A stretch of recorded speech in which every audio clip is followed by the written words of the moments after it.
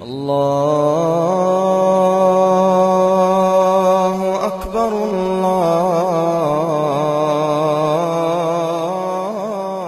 اسے معاف کرنا آئے، اسے درگزر کرنا آئے، اسے چپ رہنا آئے، اسے معاف کرنا آئے، اسے جھک جانا آئے۔ تمہارے یہاں ماں باپ ہیں، اب نوجوان بیٹھے ہو، اگر ماں باپ ساتھ ہیں تو ان کی دعا لے لو، ان کی دعا لے لو، ان کی دعا لے لو۔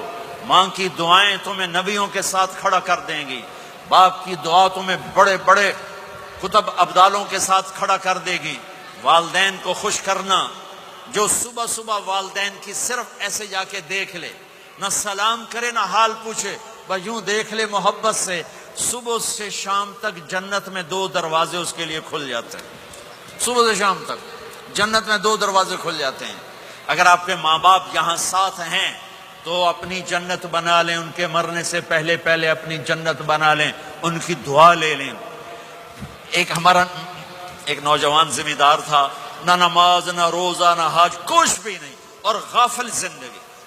اب تو ماشاءاللہ بہت بدل گیا ہے، کہتا مولانا میری کبھی کوئی دعا رد نہیں ہوئی، حالانکہ سارے عیب تھے، سارے گناہ تھے، دعائیں ساری قبول تھیں۔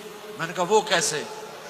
کہ میں رات کو جا کے اماں کو بھی دباتا، اور اب بہت بڑا ذمہ دار اپنی ماں کو بھی دباتا، اپنے باپ کو بھی، پھر دونوں کے پاؤں یوں اپنے باہوں میں لے کر ان کو چومتا اور ان پہ سر رکھ کے دعا کرتا، میری ہر دعا قبول ہوتی تھی۔ تو اپنے ماں باپ کے قدموں تلے اپنی دعائیں تلاش کرو، خاص طور پر اپنی ماں کے قدموں تلے جنت تلاش کرو۔ میرے نبی نے کہا ماں کے قدموں تلے جنت ہے۔ میرے نبی نے حضرت عمر سے کہا تیرے زمانے میں ایک شخص آئے گا، اویس،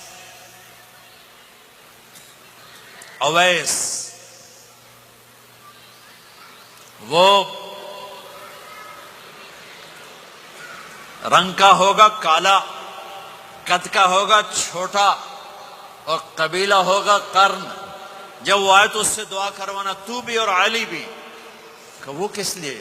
کہ اویس نے ماں کی خدمت کر کے وہ مقام حاصل کیا ہے، جب ہاتھ اٹھاتا اللہ ہاتھ رد نہیں کرتا۔ عمر علی کو اویس کی دعا کی ضرورت نہیں تھی، ہمیں سکھانا تھا۔ اس عمر کے زمانے میں ان کو پتہ چلا کہ اویس آ گئے ہیں، ان کو ڈھونڈتے ڈھونڈتے پہنچے میدان عرفات میں، نفل پڑھ رہے تھے، یہ ان کے پاس بیٹھ گئے۔ انہوں نے دیکھا 2 آدمی آ گئے، انہیں سلام پھیرا۔ حضرت عمر نے پوچھا کون ہو؟ کہ مزدور ہوں۔ کا نام کیا ہے؟ کہ اللہ کا بندہ۔ کہ ارے بھائی اپنا نام بتا جو تیری ماں نے رکھا ہے۔ کہ تم کون ہو؟ وہ پہلی دفعہ آئے تھے۔ تو حضرت علی نے کہا یہ امیر المومنین عمر ہیں، میں علی ہوں۔ پھر وہ ایسے ہٹ، کہا جی میں معافی چاہتا ہوں، میں آپ کو پہچانتا نہیں تھا۔ حضرت عمر نے کہا ہمارے لیے دعا کر۔